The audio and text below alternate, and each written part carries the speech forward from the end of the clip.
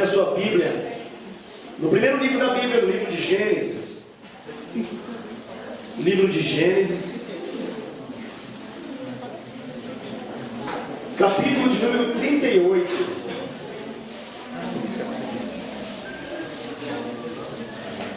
Glória a Deus.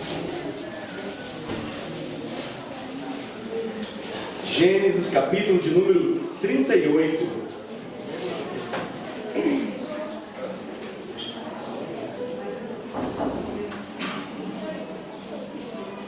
Conseguiram achar, amados?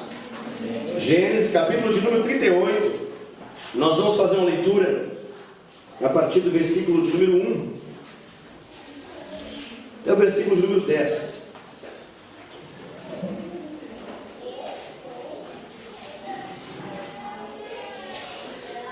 Amém.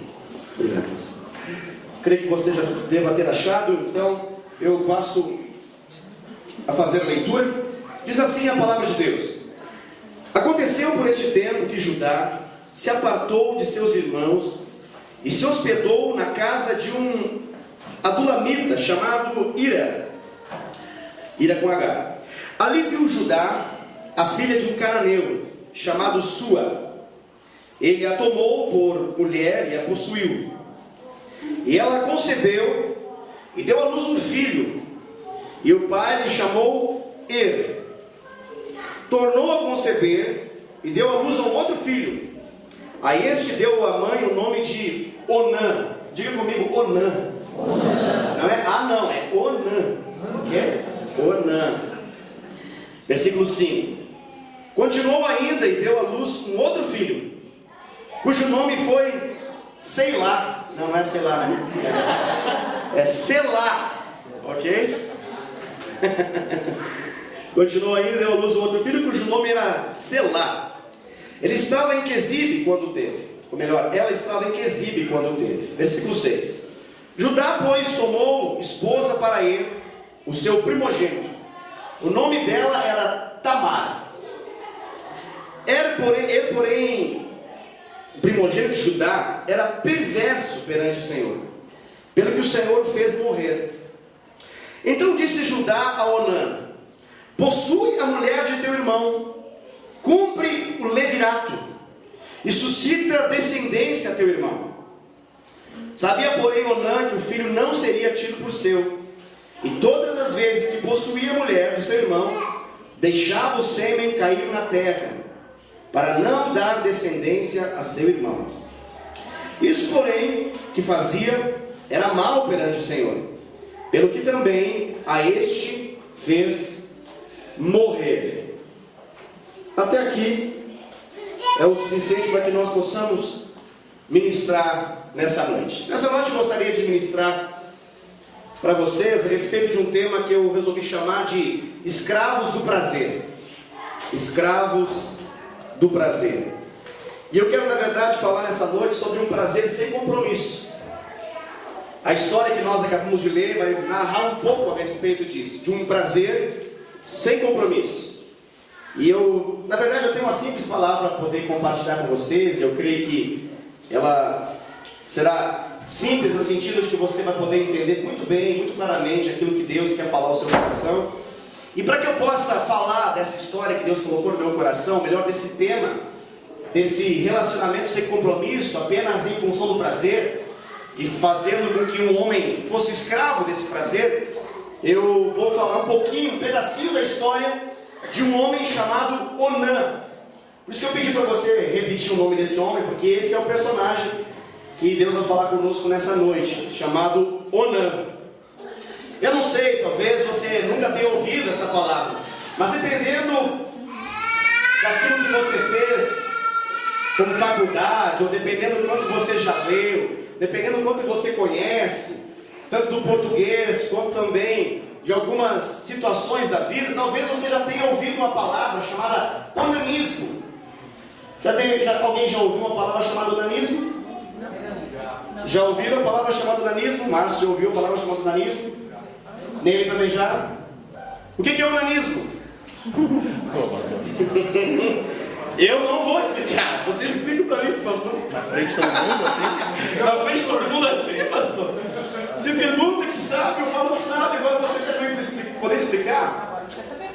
O pastor sabe, né? Aí não podemos explicar. Eu sei de tudo. O pastor sabe de tudo.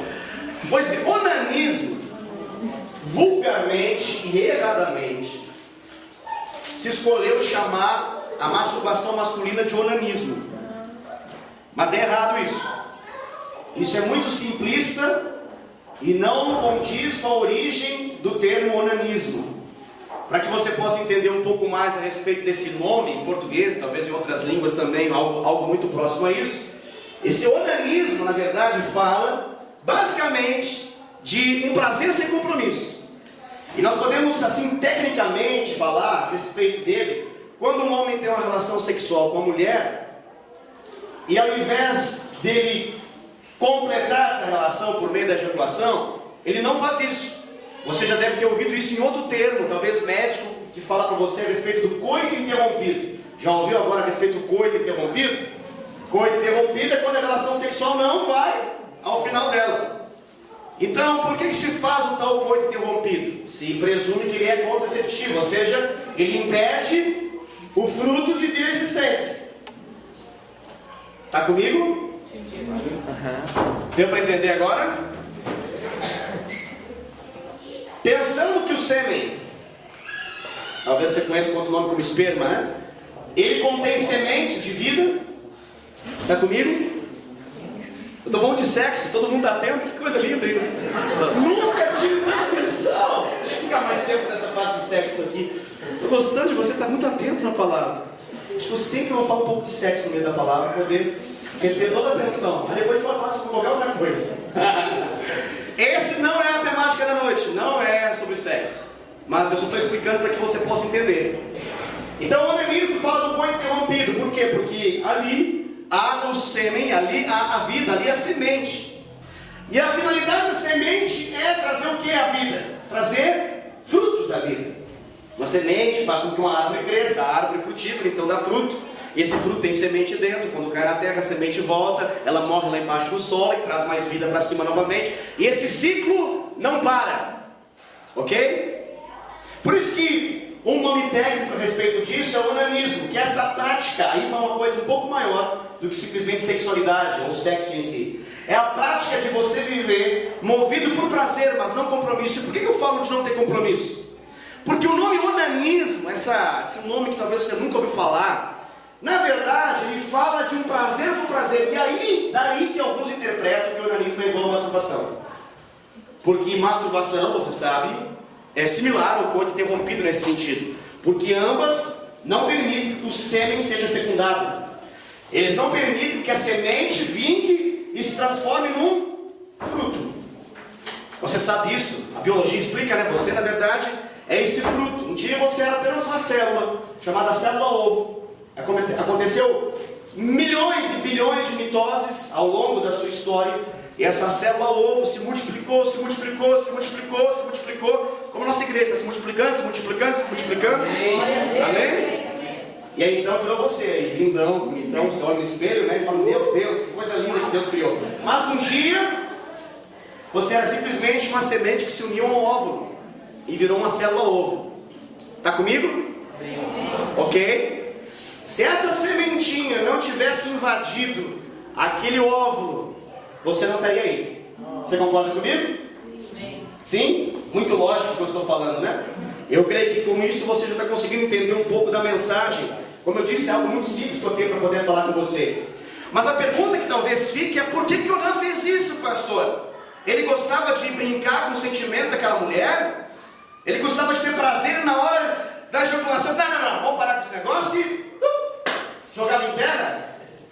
Será que era essa a intenção dele? Será que ele não gostava de concluir a relação sexual? O que era a ideia dele? É mais importante do que você imagina. E talvez é mais interessante até mesmo que simplesmente sexo. Porque não tem a ver simplesmente com sexo, e sim tem a ver com uma mentalidade que estava na mente de Onã. E essa mentalidade da mente de Onã, ela precisa ser combatida. Essa mentalidade, ela precisa ser destruída. Essa mentalidade precisa cair por terra. Porque é essa mentalidade que faz com que nós venhamos a ser escravos de prazeres. Você sabe que o escravo, na verdade, está na condição de que aquilo que ele quer vencer, ele não consegue vencer. O lugar onde ele está ali impedido, trancado, amarrado, enjaulado, selado. Ele quer romper, mas ele não consegue romper, porque ele é um escravo, ele está limitado. Quando eu falo que essa ministração fala de escravo do prazer, eu estou falando de uma realidade aqui dentro, na mente, que faz com que pessoas sejam escravas do prazer. É interessante, talvez, agora vamos a outra, né? Outra palavrinha difícil. São duas palavrinhas difíceis para poder explicar a respeito de um negócio que todo mundo sabe, tá bom? Tudo que eu estou falando eu sei que você está entendendo. Mas tem duas palavrinhas que os filósofos gostam de trazer, porque elas foram, numa determinada época, um pensamento diante de muita gente pensando aquilo. Virou uma filosofia, virou uma maneira de pensar a vida. Há muito tempo atrás, na verdade até mesmo antes de Cristo, bastante antes de Cristo, uns 5 séculos antes de Cristo, um homem chamado Aristípo, de Cirene, da Grécia, ele criou, ele é um homem pensador, ele criou um pensamento que se transformou num pensamento dominante da época. Isso se transformou em algo que se arrastou por séculos, eu diria que talvez hoje, no nosso século, na nossa geração, nunca foi tão forte, que é aquilo que ele chamou de hedonismo. Já ouviu falar do hedonismo? Alguém já ouviu falar do hedonismo? Explica para mim o que é hedonismo. Eu estou aqui para poder explicar, é verdade, tinha me esquecido disso. Hedonismo, essa filosofia antiga grega da busca pelo prazer. A filosofia de que a vida se resume em ter prazer. Naquela época, os gregos, muito tempo atrás, né, antes de Cristo mesmo, alguns 5 séculos antes de Cristo, eles pensavam na alma humana. Eles entendiam que o ser humano tem uma alma, e eles achavam que a alma ela tinha uma bipolaridade nesse sentido. Tinha dois polos. Um dos polos da alma eles chamavam de prazer, e o outro polo da alma eles chamavam de dor ou sofrimento. Então eles diziam que a alma humana ela era constituída de prazer e sofrimento. Então, o que eles queriam, com a ideia do hedonismo, é que para termos mais prazer, para que a nossa alma seja cheia de prazer, nós precisamos eliminar todo o sofrimento. Então, é a busca por não ter dor nenhuma, é a busca por não sofrer nada, é a busca do prazer, prazer, muito prazer. Talvez você pense, mas o que isso tem a ver com a gente? O que isso tem a ver com os nossos dias? Como eu disse, é algo muito antigo, né? Tem mais de 25 séculos de história esse pensamento. Mas hoje, muitos de nós, muitas pessoas da nossa realidade, não só aqui, mas em qualquer outro lugar, tem esse pensamento dominante. É a busca de um prazer que não necessariamente passa por um compromisso. É claro que você veio conhecer o Jesus e tudo tem mudado, graças a Deus. Mas o ser humano do nosso século, ele pensa assim. Por que dizem que o casamento está fora de moda? Porque na verdade o casamento envolve compromisso. Por que o divórcio agora se torna a coisa mais fácil de se fazer? Porque é uma maneira rápida de quebrar o compromisso. Havia um tempo que você pensava, a palavra divórcio, o desquite existia naquela época, né? Você ia diante de um juiz para poder analisar a causa, ele te dava a recomendação de ficar 1 ano pensando, para ver se realmente você queria fazer isso. Aí você ficava um tempo de pensar, né? Que nem o pai que quer educar um filho, vai lá para a salinha e vai pensar. Então ele mandava o casal para casa. Talvez não estavam mais juntos, mas era para eles poderem pensar a relação, para ver se realmente eles queriam fazer essa besteira. Porque se presumia que o casamento era algo muito valioso. Hoje em dia, por internet, você pode se separar. Hoje em dia, você gasta meia hora, talvez no máximo num cartório, e você sai dali separado. As pessoas hoje se relacionam umas com as outras, e elas querem, na verdade, ter o quê? Quanto mais prazer alguém pode me dar, melhor. E quanto mais intenso esse prazer que essa outra pessoa pode me dar, melhor ainda. Agora, quando começa algum tipo de sofrimento nessa história, quando eu tenho que pagar algum tipo de preço nessa relação, quando essa relação me envolve algum custo, a gente já toca pra frente. A gente vai criando algumas expressões do tipo, a fila andou. E parece que a fila anda e não para de andar. Tem pessoas na nossa atualidade que estão um pouquinho pior do que a mulher samaritana, que Jesus se encontrou com ela e disse para ela que ela já tinha tido 5 maridos. O homem com quem ela vivia agora não era seu marido, era o 6º homem na vida dela. A gente vê algumas pessoas, conversa com algumas pessoas que já estão aí na 10ª relação. Alguns envolvem casamento, outros não envolvem casamento, mas viviam como casados, viviam como família diante de um lar e já estão aí na 8ª, 9ª, 10ª relação. Por que isso, pastor? Porque essa é a mentalidade que as pessoas têm. Pastor, mas o que isso tem a ver? Porque a gente é tudo crente, aleluia. Glória a Deus. A gente é tudo evangélico.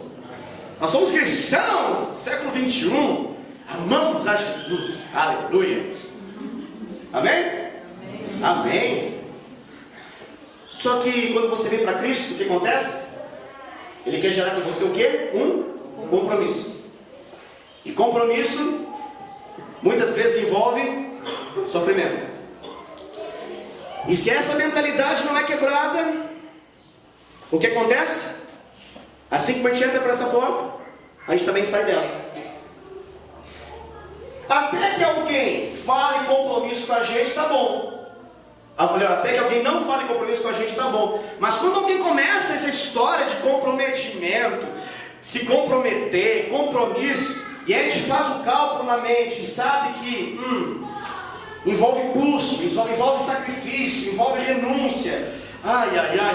Vou ter que sair de mim mesmo, vou ter que tirar os olhos do meu próprio mundinho e agora começar a pensar em outra coisa que não seja a minha própria felicidade. Aí então a gente começa a fazer o cálculo e às vezes ao final do cálculo o que a gente decide? Eu vou para casa, eu vou cuidar da minha vida, eu vou cuidar da minha história, eu vou cuidar da minha profissão, eu vou cuidar da minha família, eu vou cuidar do meu corpo, eu vou cuidar do meu carro, eu vou cuidar da minha casa, eu vou cuidar das minhas coisas, eu vou cuidar de mim mesmo. Mas eu não quero esse negócio de gastar a minha vida para Deus e cuidar das pessoas, ganhar vidas e cuidar bem delas. Isso é muito para mim. Eu vim aqui só para ser curado. Eu vim aqui só para ser liberto. Eu entrei por essas portas com um terrível problema e descobri que Jesus pode mudar a minha história sim, querido. Ele pode e quer mudar a sua história. Mas por que ele faz isso? Porque Ele quer você. Ele te quer, Ele te deseja. Ele quer gerar um compromisso na sua vida. Eu, na verdade, não quero entrar no mérito das questões que envolvem esse texto aqui, porque isso aqui dá 20 pregações.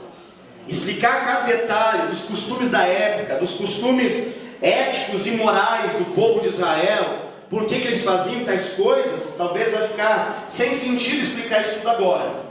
Então a gente, em outro momento, pode explicar com mais detalhes isso tudo. Mas para que você possa entender essa história que nós acabamos de ler, aqui está falando a respeito de um homem chamado Judá. Ok? Lembra de Judá? Jesus vem da tribo de... Ele é o leão da tribo de Judá. Judá é um dos filhos de José. Ou melhor, é um dos filhos de Jacó. Judá é um irmão de José. Agora sim, agora acertei. Quem está aí por dentro, né, da minissérie, né, sabe exatamente do que eu estou falando. Dá umas mudadinhas lá, mas você tá ligado do que eu estou falando. Sei que você não assiste, né, essas coisas. Você lembra? Eu acho que sim, eu acho que você assiste sim. Me disseram que é uma boa. Não sei exatamente se estão conseguindo ser muito fiéis ao texto bíblico. Imagino que em grande parte sim. Acho que é a intenção dos autores, né? Imaginamos que sim. Então você já está talvez acostumado um pouco com essas histórias. E você vai ler a Bíblia, o livro de Gênesis, você vai ouvir a história desse tal do José do Egito, né? É José do Egito, né? É do Egito? Não, não é do Egito, querido. Botaram o título errado e não é do Egito. De onde ele é? De Israel? Pois é, José de Israel, que foi para o Egito, ok? Você conhece a história, né? Foi lançado no mar, iriam matar, ok? Pegou lá, foi parar lá no império, foi cuidado, era filho do faraó, veio crescer, e aí então se transformou num grande líder, governador, uma expressão do Egito, né? Essa história toda que eu estou falando em frases, ela está sendo narrada aqui, capítulos e mais capítulos e mais capítulos e mais capítulos no livro de Gênesis. É ou não é? Não. Eu estou falando do quê? É verdade, estou falando de Moisés, é verdade. Deixa eu até tomar uma água agora.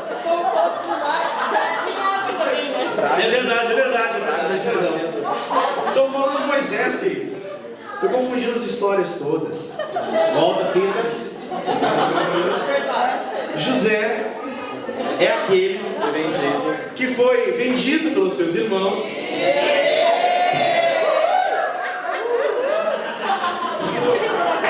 Ninguém está assistindo a minissérie, né?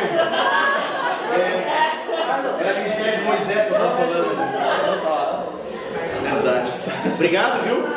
Vocês deixaram eu falar até agora, sem me interromper.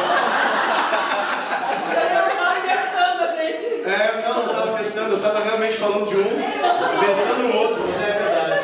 Ok. José. Agora sim.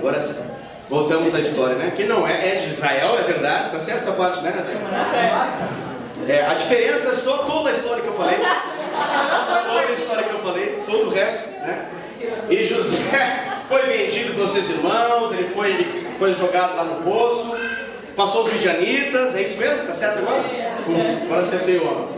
Foi vendido, ok, foi para na casa de Potifar, teve uma mulher lá que gostou dele, essa história toda você sabe, mais tempo foi colocado como prisioneiro. Deus inverteu a sua sorte, inverteu a sua história, até que um dia Deus o colocou na posição de autoridade sobre todo o Egito. Amém.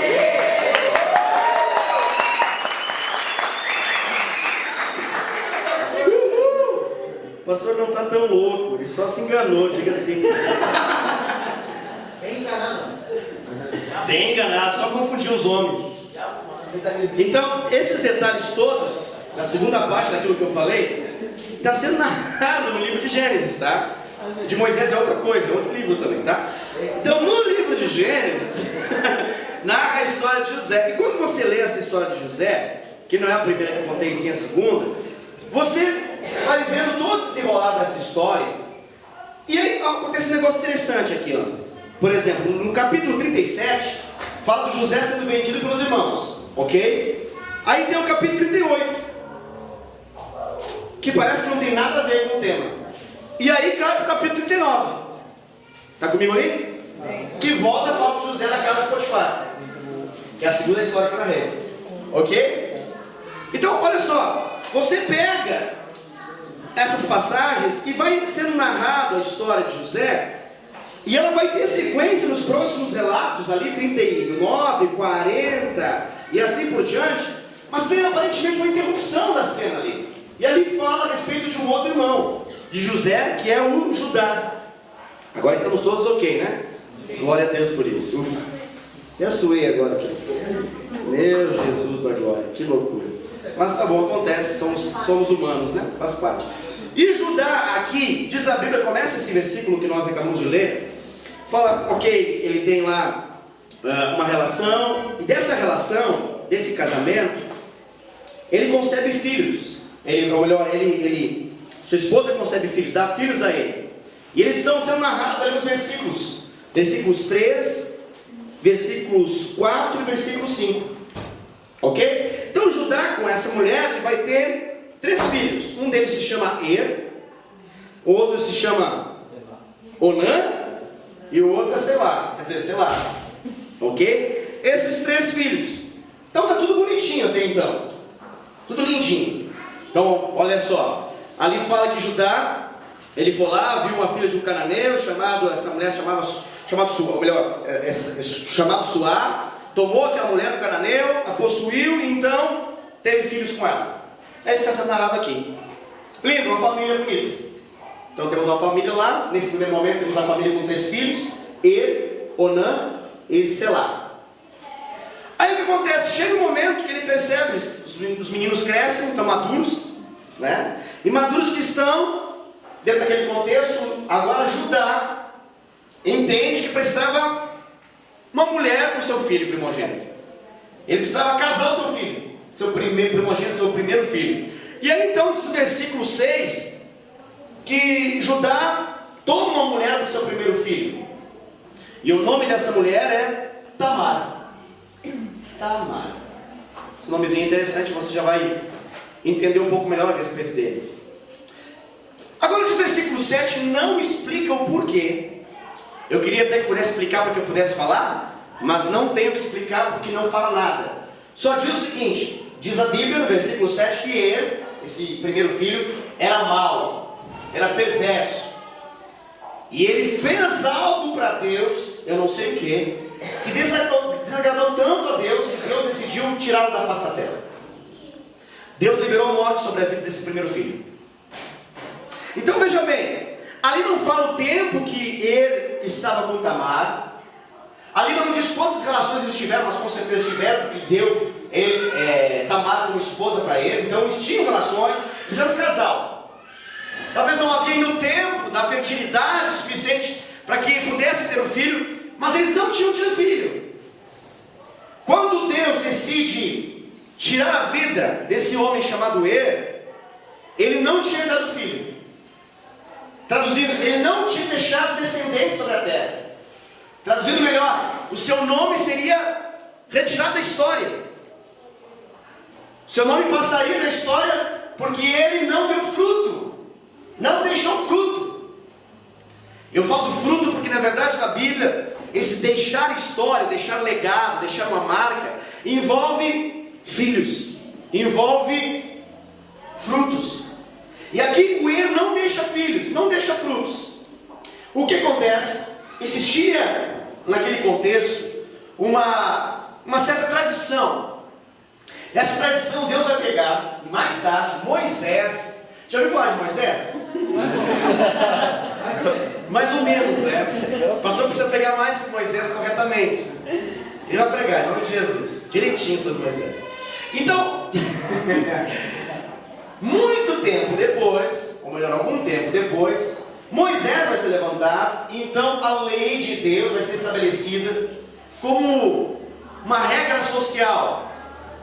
E existia um costume, uma tradição que eles chamavam, tem um nomezinho ali, talvez diferente, que você nunca tenha ouvido, mas é o tal do levirato. Vamos falar junto esse negócio? Levirato. Levirato. Que trem é esse, né? Que loucura é essa? O levirato vai virar uma instituição de Deus, vai virar um decreto de Deus, uma ordem de Deus, que você vai poder entender mais sobre ela em Deuteronômio capítulo 25, do 5 ao versículo 10. Então depois em casa você pode estudar um pouquinho a respeito disso. Mas basicamente é o seguinte, essa lei era uma lei da perpetuação, era uma lei da continuidade, era uma lei de honra à frutificação. Presta atenção. Essa lei da frutificação, ela foi colocada como um decreto em Israel para que se pudesse deixar descendência sobre a terra. Então qual que era a lógica? Se numa casa houvessem vários irmãos, ok? Então, pela lógica, o primogênito casaria. E se esse primogênito casasse e morresse antes de dar filhos, ou melhor, de deixar filhos, então essa lei do levirato chamava uma realidade de existência. Falava que o irmão mais velho deveria cumprir o papel de cunhado. Lembrando que isso é do contexto daquela época. Amém. Amém? Amém. Aleluia. Aleluia. Obrigado, né? Isso é uma bênção. Então, dentro daquele contexto social, diante de um decreto que não existe mais hoje só tem um sentido espiritual que você já vai saber daqui a pouquinho. Então, Deus instituiu para que a família não perdesse o nome, para que pudesse deixar legado. Deus instituiu que quando morresse o filho primogênito, estivesse casado mas não tivesse tido filhos, então o seu irmão cumpriria um papel. Aí você fala, que papel é esse, pastor? Esse filho, ele passaria agora a se relacionar com essa viúva, com a viúva do seu irmão falecido, mais velho. E por que ele faria isso, pastor? Por que tem que ser o mais velho? Porque existia uma bênção do primogênito. E a porção que era dada para o primogênito em herança era uma porção dupla. Existiam bênçãos que fluíam em função da primogenitura. E como o primogênito não tinha deixado o primogênito, então o que fazia?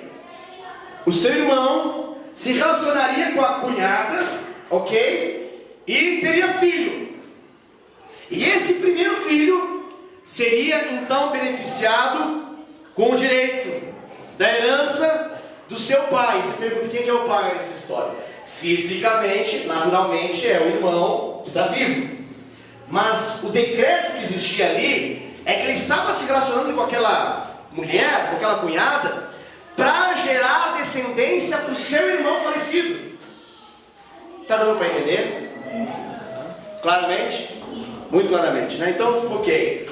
Então, esse filho seria, na verdade, aquele filho da bênção, filho da primogenitura. Esse é o contexto que está aqui escrito. E por que Onã? E por que onanismo? Porque Onã, ele era o segundo filho. O primeiro era o E, ou era, ok, como você preferir. E o E se foi. Foi mal diante do Senhor. Deus o puniu com morte. Ele não teve filhos. O pai, Judá, chega para Onã e agora libera uma palavra para que ele pudesse obedecer. E fala para Onã: cumpre o teu dever de cunhado e toma Tamar como sua mulher e dê descendentes a seu irmão. O que ele faz? Ele então vai lá e casa com essa mulher, Tamar. Parece que está tudo resolvido, né? Mas não estava. Porque ele vai para casa com essa mulher Tamar.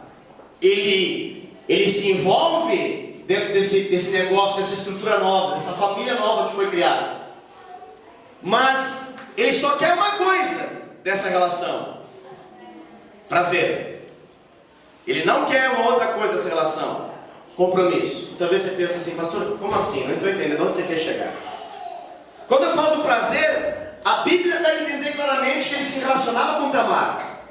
Mas quando ele se relacionava com Tamar, e que poder de controle esse homem tinha, né? Mas quando ele se relacionava com Tamar, antes de a ejaculação acontecer, o que acontecia? Ele jogava em terra a semente.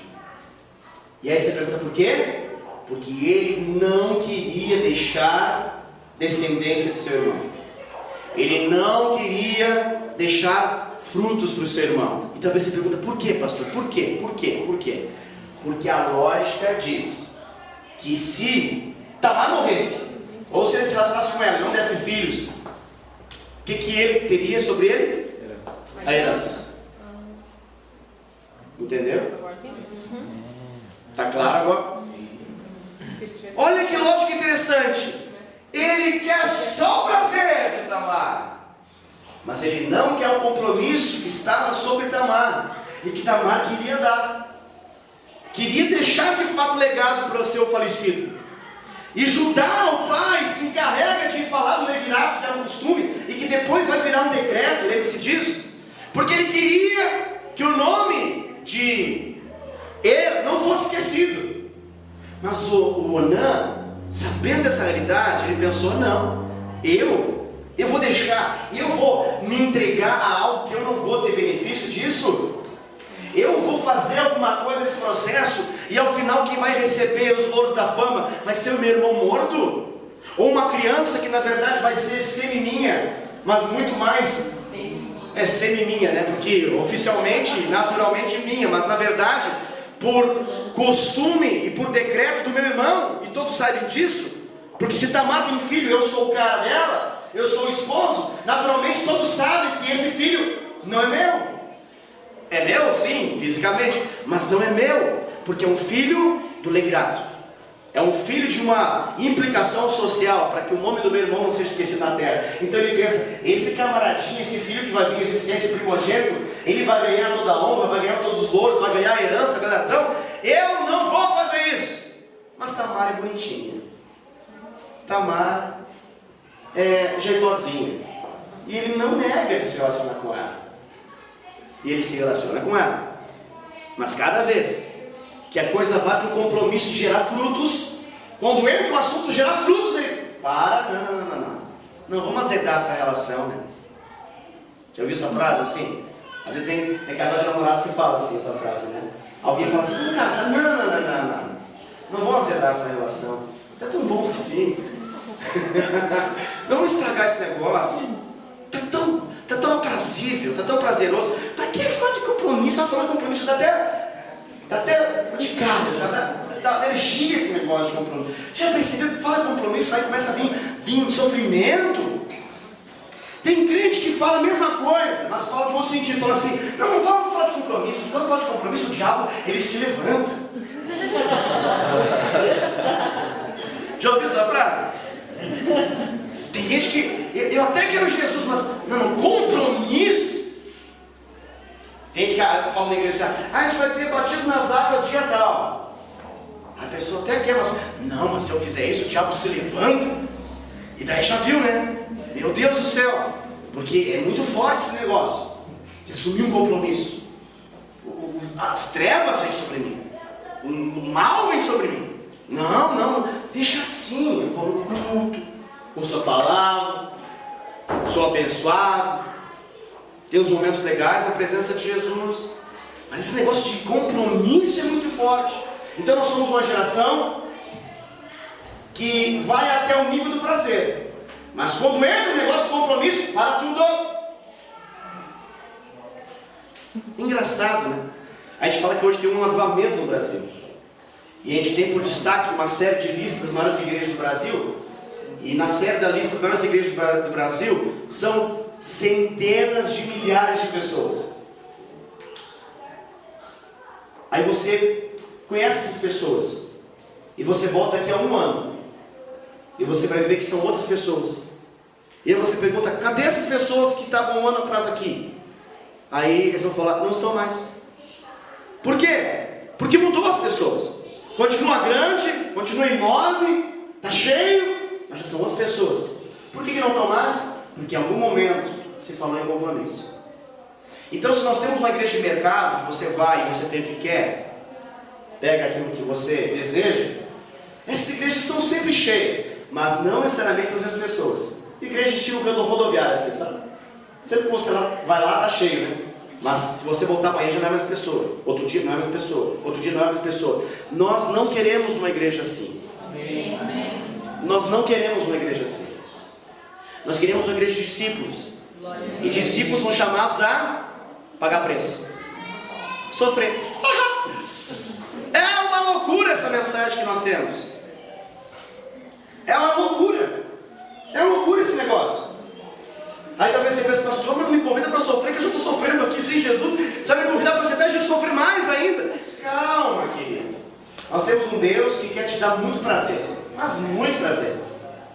A palavra de Deus fala em Jeremias capítulo 29, versículo 11. Deus fala o seguinte a seu respeito, a meu respeito. Eu sei que pensamentos eu tenho a teu respeito, diz o Senhor. Eu sei. E aí ele fala que pensamentos eu tenho. Ele diz assim, pensamentos de paz. Eita benção, né? Glória a Deus. Deus, quando pensa em você, tem pensamentos de paz a vosso respeito. Ele quer dar o fim que você deseja, Ele quer te abençoar, Ele quer te alegrar, Ele quer fazer o seu rosto brilhar, corar de alegria. Muito lindo isso tudo. Agora, queridos, Deus faz tudo isso porque Ele quer o seu compromisso. Ele quer o compromisso. Ele quer um compromisso. Deus é um Deus comprometido. Tudo que Ele faz é baseado em compromisso. E quando Ele olha para você, Ele espera que você também possa entender isso. É natural que nós venhamos a ter muito prazer com as bênçãos de Deus. E é bom isso. Nós queremos ser abençoados, Deus quer nos abençoar. Nós queremos que a glória de Deus venha sobre nós. E Deus deseja que a glória de Deus seja derramada sobre nós. Deus quer nos prosperar? É claro que quer nos prosperar. Deus quer derramar unção? Sim, Deus quer derramar unção. Deus quer fazer tudo isso. Mas é quase que nós podemos ouvir Deus dizer o seguinte: olha, eu tenho prazer que você tenha prazer. Mas prazer sem compromisso é odiável aos meus olhos. Deus tem prazer que você tenha prazer. Mas se é só prazer sem compromisso, vou falar uma coisinha para você. Desculpa, com muito amor e carinho. Mas prazer sem compromisso com Jesus é se colocar a sua cabeça a prêmio. Prazer, só prazer, sem compromisso com Jesus, querido, é ficar ao ponto de morrer. Estou me falando, Deus, vou morrer, pastor? Talvez você não morra fisicamente, mas muitas coisas passam a morrer à sua volta, querido. Porque tudo que Deus quer de fato é um compromisso. Tudo que Deus quer de fato é um compromisso. Bom, creio que você já entendeu muito dessa mensagem, então eu quero ir para o final dela. E para que você possa entender um pouquinho, esse Onã aqui, ele desonrou 3 pessoas. Ele desonrou 3 pessoas, o Onã. Ele desonrou ao seu pai, Judá. Ele desonrou ao seu irmão, Er. E ele desonrou a sua mulher, Tamar. Ele desonrou. Traduzindo, ele desonrou seu pai, ele desonrou a seu irmão, e ele termina por desonrar aquela que ele deveria ter tomado como de fato a sua mulher, para poder gerar descendência, a primeira ao seu irmão. E disso eu quero falar algumas coisas. Por quê? Porque Judá, o pai de Onã, o pai de Selá, ele tinha uma visão ampla do que era perpetuar a geração. Ele tinha uma visão ampla de legado sobre a terra. E diante dessa ideia, é que ele chama Onã a assumir esse compromisso de deixar legado, de frutificar, de dar frutos. Ele está chamando Onã para dar frutos. Mas infelizmente, Onã só queria se beneficiar do momento, se beneficiar do prazer daquele momento, mas não queria gerar frutos. Sabe, queridos, quando você pensa em algumas coisas do mundo atual, você vai entender bem o que é uma geração Onã e o que é uma mentalidade Onã. Se você for hoje na Inglaterra, você vai em alguns lugares que são hoje museu, lugares onde grandes avivalistas passaram, homens poderosamente usados por Deus. Você vai a lugares que no passado, você sabe talvez exatamente o endereço onde ficava as maiores e mais poderosas igrejas levantadas por Deus na geração passada, aonde Deus de fato desceu 100% purinho, tocou milhares de vidas, transformou o mundo através daquelas igrejas. Você vai lá, sabe quem lá? Placas de vende-se. Você vai lá na Inglaterra, na Europa hoje, e as maiores igrejas, antes cheias de cristãos, hoje elas viraram pubs. Elas são compradas por grandes empresários e são transformadas em lugar de festa. Algumas igrejas são compradas pelos islâmicos e são transformadas em templos do islamismo. São mudados por fora e viram agora templos pagãos, templos de adoração a um falso Deus. Aí você pergunta para mim, mas pastor, por que aconteceu isso? Por causa de uma geração Onã. Uma geração que queria só prazer, prazer, prazer, avivamento, glória, fogo, pulo, grito, êxtase, clímax. Mas na hora do fruto, não. Fruto não. Você entende o que eu estou falando? É uma geração que gostava dos cultos, os cultos avivados, adoração, pregação, louvor. Mas falou fruto. Não, esse negócio aí de compromisso para gerar fruto. Não, o que eu estou falando, queridos? Eu estou falando que essa geração não passou o bastão para outra geração. Essa geração não quis deixar legado. Queriam tudo para si mesmo. Eles queriam desfrutar tudo que Deus poderia dar para eles naquela geração. Mas eles não se preocuparam em fazer discípulos. Eles não se preocuparam em dar sucessão. Olha o nome, sucessão. Entendeu? Sucesso grande. Olha que lindo, né? Olha que sucesso grande. Quase caiu aqui na frente a água, né? Caiu um pouquinho, eu vi agora. Vamos tomar para que ninguém fique escandalizado com a água que cai. Sucessão, querido. Sucesso, para ser bem sucedido, tem que ter sucessor. E nós precisamos, em nome de Jesus, entender que nós não podemos ter uma mentalidade Onã. Nós precisamos ter uma mentalidade que quer gerar frutos, que quer dar frutos para o Senhor. Amém, queridos? Amém. Eu falei que ele desonrou seu pai. Talvez você pense, mas o que tem a ver, pastor? Eu não entendi bem aonde que ele desonrou o pai. Quando você ler o versículo 8, você vai ver que Onã até casou. O pai falou para ele o seguinte: Judá chegou para Onã e falou assim: Onã, cumpre o teu papel de cunhado, além do levirato, ok? Você vai lá e você vai se relacionar com a mulher do seu irmão que morreu, e você precisa gerar descendentes. Você precisa dar frutos. Esses frutos vão ser para o seu irmão. O que Onã faz? Onã vai lá e ele casa. Olha que lindo. O que isso tem a ver com a gente, querido? Isso tudo do Antigo Testamento não tem sentido nenhum se não for entendido espiritualmente. Nada tem sentido aqui. Isso aqui é tudo sem sentido se nós não entendermos através de Jesus. Jesus nos faz entender isso tudo aqui. Porque hoje essas regras aqui não são físicas, são espirituais. São espirituais. O que tem sentido aqui? Querido, ele até aceitou se ligar. Nós somos uma geração que até aceita se ligar à igreja, aceita vir nos cultos, aceita até ser membro da igreja. Até aí tá bom. Mas aí colocam essas placas, né, na igreja, colocam um salvo e falam que a gente tem que agora ser discipulador, célula, tem que ser líder de célula. Meu Deus, esse negócio está ficando muito compromisso.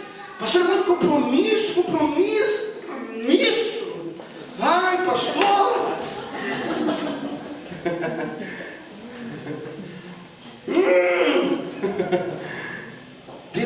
Tem alguns irmãos que chegam a essa conclusão. Pastor, é muito compromisso esse negócio, pastor. Não dá para a gente só sentar aqui e desfrutar. Que venha a mim tudo que eu preciso. Claro que nós estamos aqui para poder dar para você, ser instrumento de Deus. Tudo que Deus quer que você receba, você vai receber. Mas lembre-se que nós não somos uma igreja plateia, né? Amém. Que a plateia vai para o cinema, né? Que a plateia vai para o teatro, que a plateia vai lá para o circo, que a plateia vai para o culto, que a plateia vai lá para qualquer lugar. Nós não queremos uma igreja plateia. Nós queremos o quê? Nós queremos uma igreja de ministros, de homens e mulheres, discípulos de Jesus de fato, que estão dispostos a pagar preço. Pastor, mas é só dificuldade na vida depois de ser de Jesus? Não, querido, nem te conto. É uma bênção demais. A vida é abundância, vitória sobre o inimigo, vitória sobre o pecado, vitória sobre o mundo. É vitória. Mas é batalha. Pode ter vitória. Quem está afim? Glória uma. Como é que a gente convida as pessoas para estar Jesus hoje? É quase que não dá para falar de sofrimento. A mensagem evangelística é quase assim: olha, você está triste? Venha, você vai ficar alegre. Não é?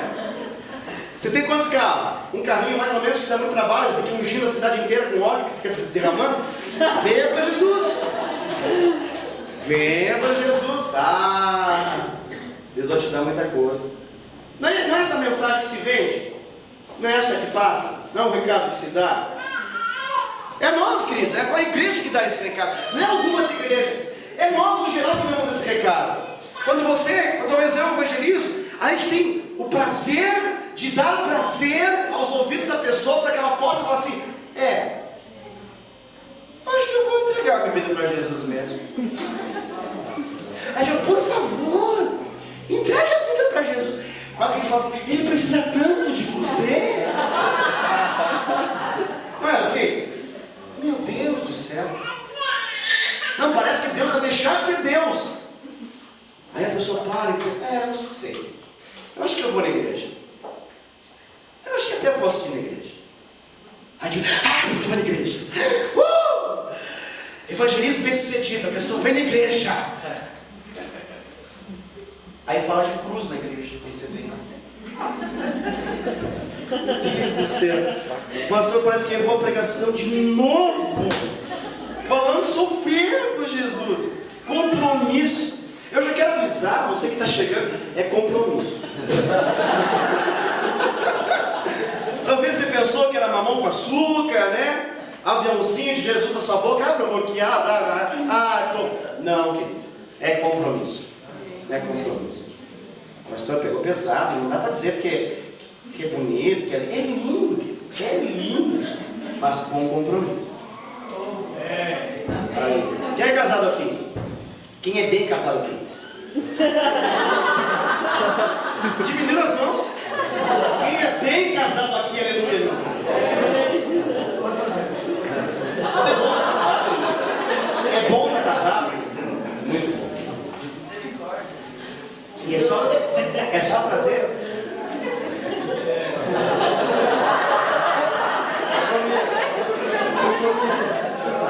O Irineu conseguiu ficar vermelho agora.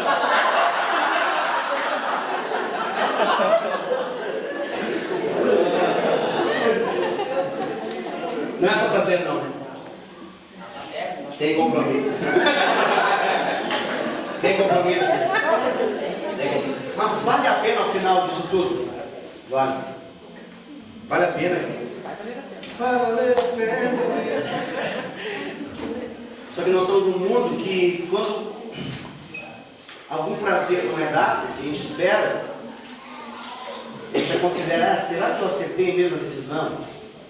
Assim como tem casais que ficam pensando assim, será que aceitei a decisão? Tem gente que fica pensando, será que aceitei a igreja? Acho que errei a igreja hoje. Hoje estava uma bênção, o louvor estava tão lindo, né? Aí o pastor aí fala de um não. Ah não! Ah não!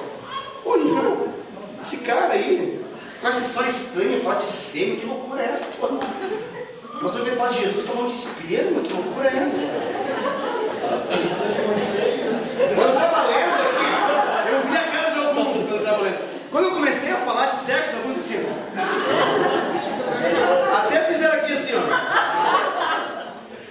Não, ele não está falando o que ele está falando. Sim, eu estou falando o que eu estou falando aqui dentro. Mas por que eu estou falando isso, querido? Porque a mesma lógica que eu já expliquei em relação à sexualidade, às vezes é a mesma lógica que se tem. E aí a gente fica pensando, será que a gente está desonrando alguém? Sim, ao pai. Estamos desonrando ao pai. Que pai? Papai. Papai. Aquele que a gente fala para as crianças, papai do céu. Por quê? Porque ele nos deu uma incumbência, ele nos deu uma responsabilidade, ele nos deu um chamado. Ele nos chamou. E ele nos chamou para fazer o quê? Dar frutos. Para ficar mais claro, ele falou assim, ó, ide por todo mundo, prega o evangelho, façam discípulos, frutos. Frutos, frutos. Tem muito prazer com Jesus. Cara, tem muito prazer com Jesus. Jesus pode fazer tanta coisa na nossa vida. Mas Ele nos chama a dar frutos. E Onan não quis isso. Queridos, será que por algum evento assim na sua mente, de repente, isso não possa ter a ver com você também? Queria fazer algumas perguntas do tipo assim, queridos, quantos filhos você já gerou para Deus? Do que depender de você. Quantos filhos espirituais você já gerou para Deus? Talvez você não entenda muito ainda a pergunta. Vou traduzir assim: quantos filhos já nasceram do seu útero espiritual? Uau, forte isso, né? Do seu ventre espiritual. Quantos filhos já vieram à existência? Não do seu ventre natural. Talvez você tenha 3 filhos, 1, 2, 5, 10, 20, não sei. Mas estou falando de filhos espirituais. Gerar e cuidar bem. Exatamente. Isso, que nem filho natural, a gente tem que gerar e cuidar, né? Exatamente. Porque a gente gera, às vezes joga no lixo mesmo. É verdade. Não assim, em nome de Jesus, não assim. Mas cuidar de fato isso, esses filhos gerados. Há um decreto na palavra de Deus. Ninguém foi gerado por Deus para não dar fruto. Ninguém. Deixa eu falar para você.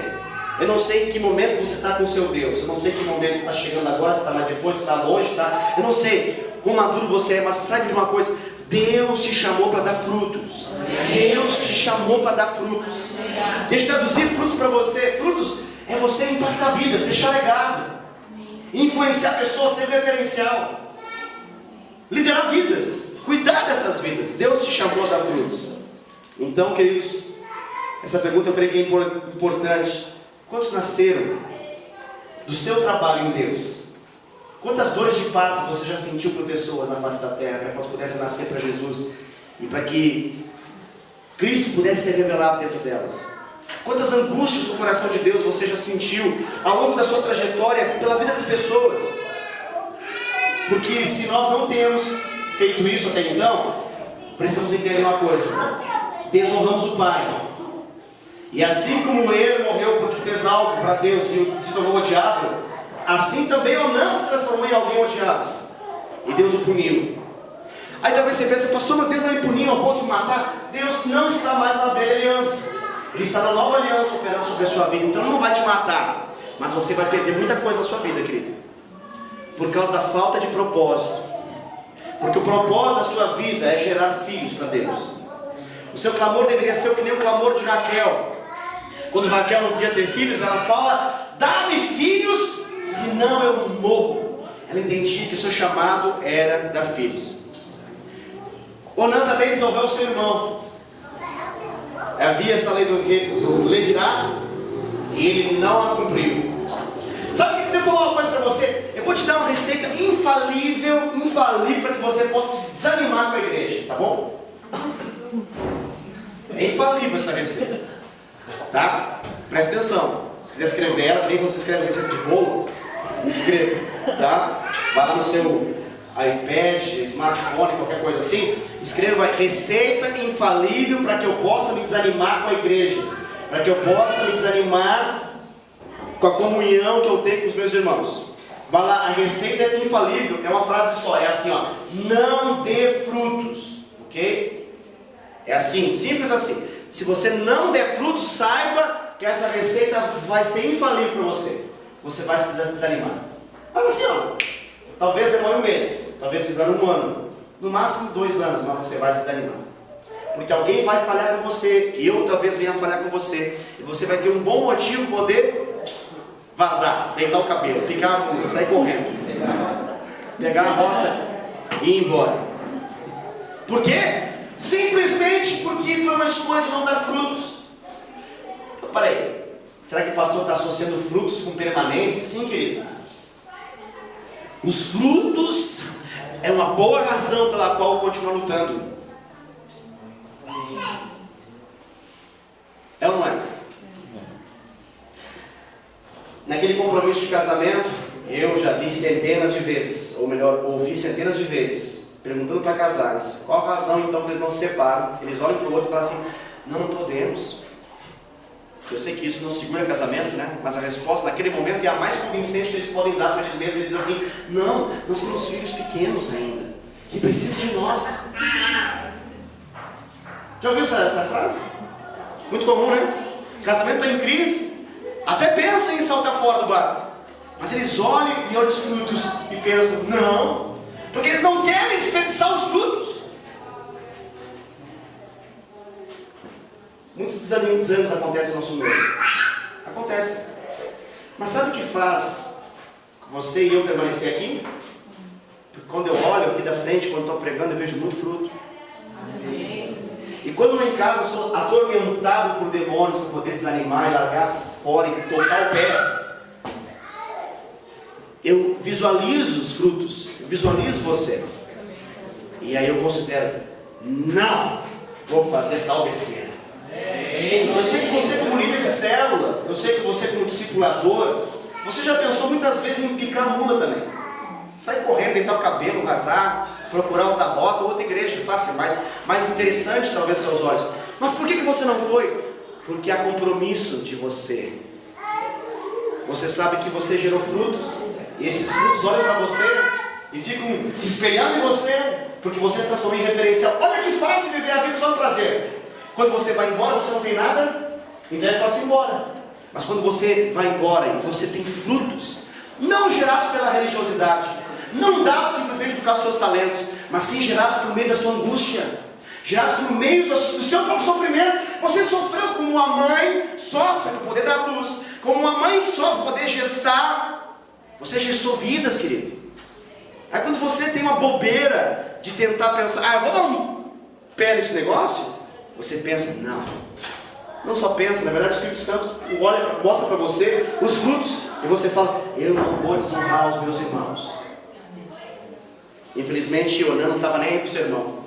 Tudo que ele não pensava era no seu irmão. Não estava nem aí para o seu irmão. Havia uma palavra da parte do pai para que ele pudesse honrar o seu irmão, mas ele escolheu não honrar o seu irmão. Talvez você pense: meu Deus, o que isso tem a ver, querido? Querido, nós precisamos quebrar essa mentalidade de Onã. Precisamos, porque a gente às vezes interpreta assim: não, eu honro muito a Deus, mas a gente não honra muito nossos irmãos. A gente acha que isso não tem muito a ver. E a verdade é que a honra a Deus passa muito pela honra aos nossos irmãos. Então não desprezemos, em nome de Jesus, os frutos, simplesmente em busca de um prazer que se possa dar, e quando não dá mais, a gente joga no lixo. As vidas não são descartáveis, querido. Amém? Amém. Por que Onã fez isso? Porque Onã, ele estava visualizando um galardão terreno.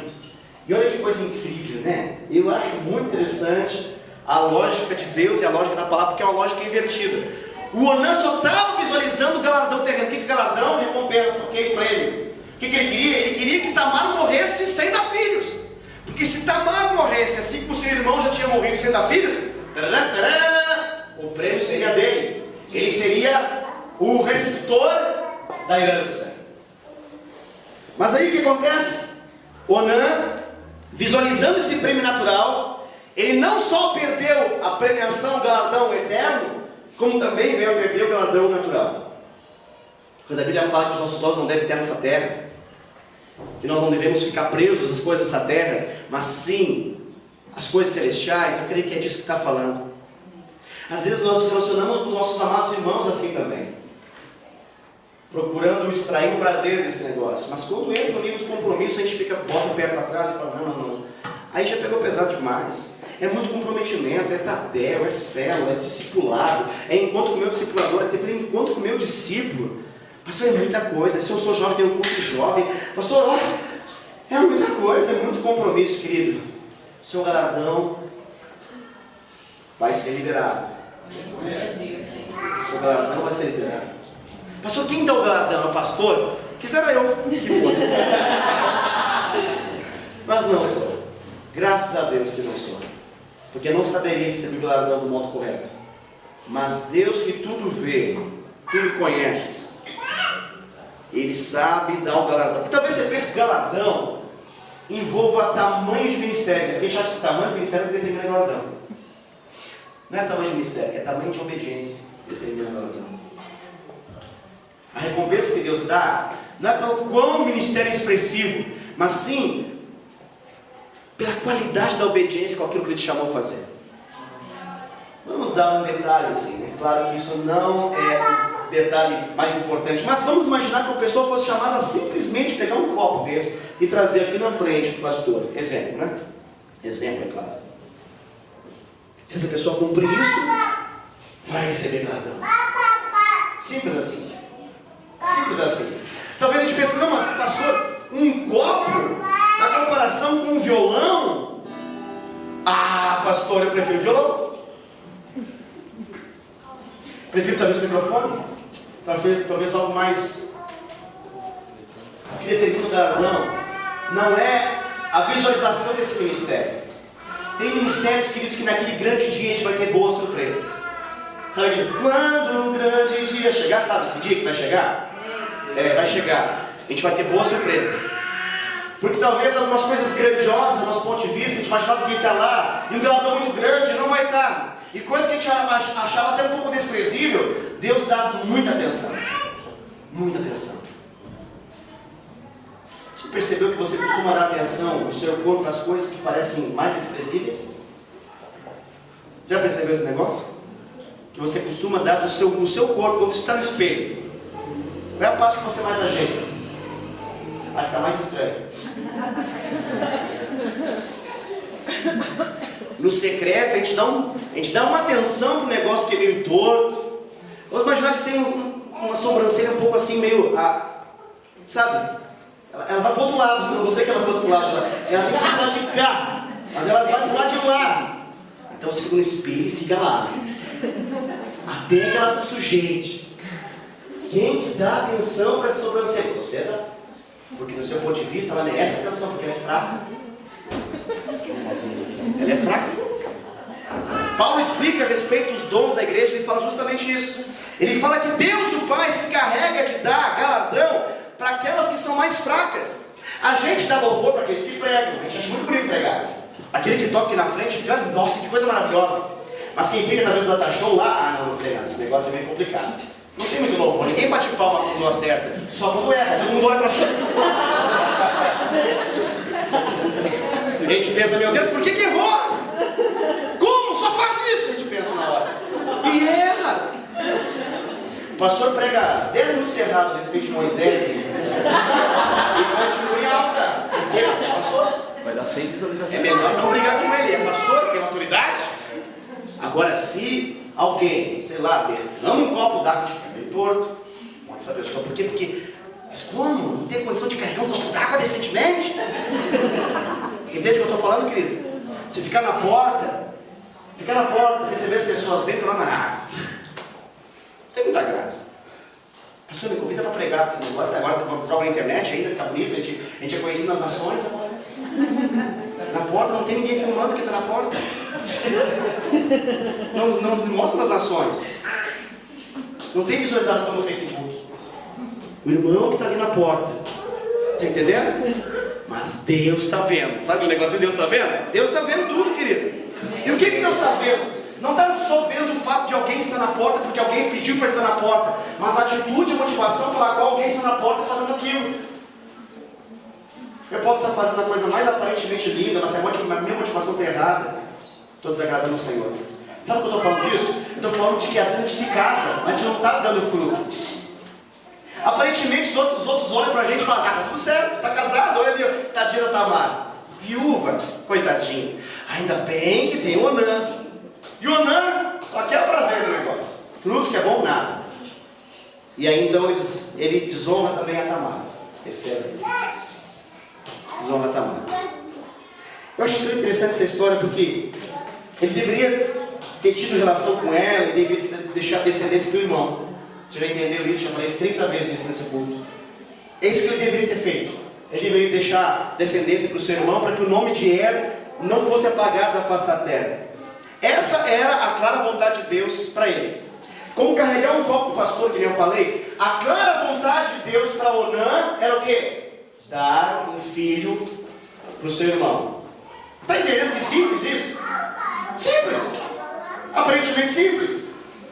Ele sabia qual era o processo, ele teria que ir até o fim da relação. E aí, naturalmente, aquele sêmen iria, então, fazer o processo todo. Você já sabe, depois de 9 meses, ele ia um filho. Mas ele escolheu não fazer isso. Escolheu não fazer isso. Aí talvez você pensa assim: pastor, como é que acaba essa história? Deixa eu te falar como é que acaba essa história. Acaba de um modo louco. Muito louco. Muito louco.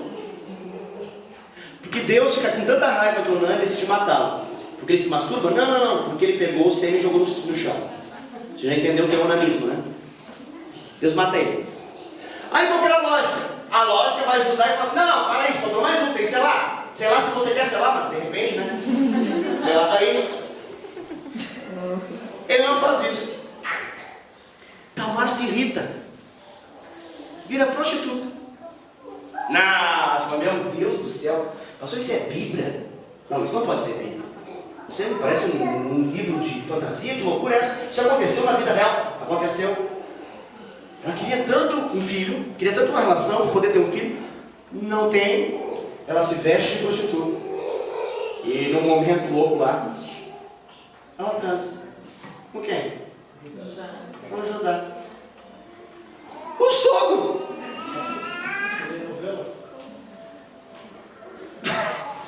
Não, você está entendendo o que aconteceu aqui?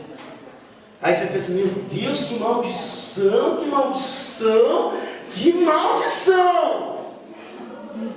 Aí você vai lá para Mateus capítulo 1 e aparece o nome de uma mulher, Tamar. E aí você pergunta: o que tem a ver? Olha o tal do filho que era para ser gerado. Onã não quis, porque não queria dar honra para o seu irmão. O outro era perverso, com que ela casou, Deus decidiu matá-lo. Judá, até sem querer, acabou dando.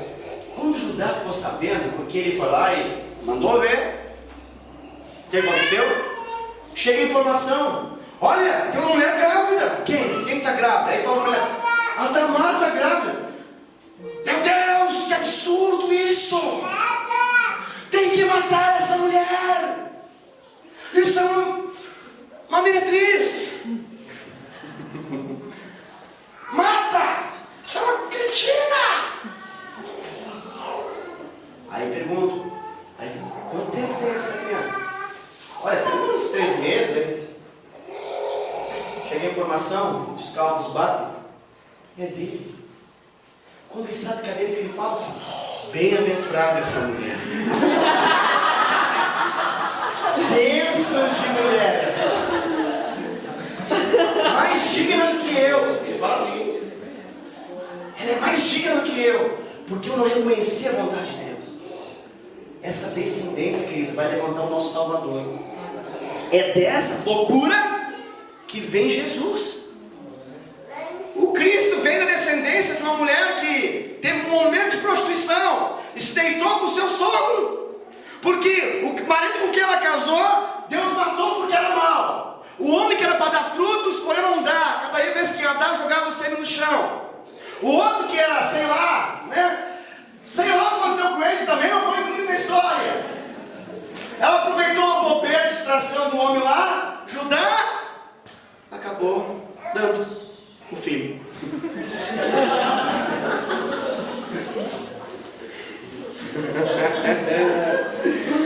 Pastor, que história louca. Que história louca. Sabe o que eu fico pensando? É maravilhoso saber que Deus, quando Ele realmente quer fazer, Ele faz. Deus é Deus. Deus não depende do homem. Ele escolhe que o homem possa participar disso tudo. Deus não precisa de você. Deus não precisa de mim. Mas Ele escolheu você. E Ele me escolheu. Só por causa que Ele me ama. E só por causa que Ele te ama. Deus não deixa de ser Deus porque você está aqui ou se você está assistindo Fantástico agora. Se você estiver se prostituindo agora, cheirando uma loucura aí, tomando umas, Deus não deixaria de ser Deus. Mas Deus ama tanto você, eu te trouxe aqui. Deus ama tanto, tanto, tanto você, que Ele quer se relacionar com você.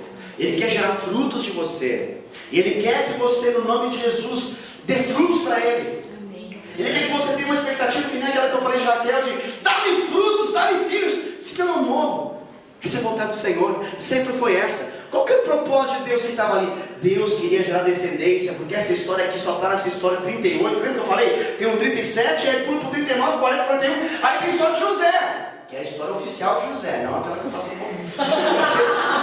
é aquela história lá, que você conhecia antes de eu entender que eu falei bobagem, né? Mas aí tem o 38, parece uma coisa ilógica. Tem coisas muito ilógicas na sua vida e na minha vida também. Mas que diante de Deus tem muita lógica. Muita lógica. Tem algumas coisas que Deus pede que parece que não vai dar em nada. Você já parou para pensar? Que o fruto que você gera, às vezes pode ser um fruto que vai abençoar o mundo inteiro?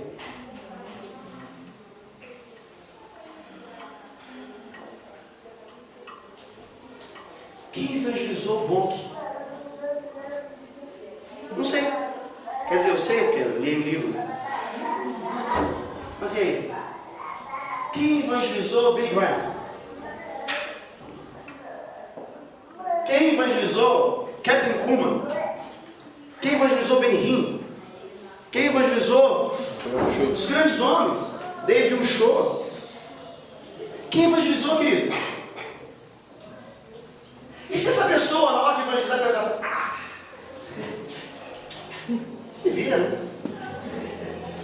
Não, eu vou preocupar com o meu próprio prazer aqui. E não gerasse, e não cuidasse, teria acontecido isso? Que talvez, estou falando isso, talvez mesmo, talvez você esteja de um lado de um fruto seu. Espero que você possa olhar nessa igreja e ver algum fruto seu. Triste será se você olhar para essa igreja e você não ver nenhum fruto seu. Mas se você conseguir ver algum fruto seu, você não tem ideia do que Deus pode fazer nesse fruto. Eu creio que essa palavra toda é uma boa indicação de Deus, para que você possa entender que a gente conversou tudo isso até agora, só para que você pudesse entender que Deus estaria levantando uma geração que queria ser lançada lá em Jesus. Lá em Jesus. Não precisava ser prostituta. Não precisava ser através do sogro. Era para ser com Onã. Ah não, era para ser com Onã? Era para ser com Onã. Você entende isso? Fala para você, querido. Pode ser com você. Claro que não é um salvador, óbvio, mas estou falando alguém que vai abalar as estruturas da terra. Não despreze o compromisso, porque o compromisso gera fruto. Vamos fechar os nossos olhos, vamos orar?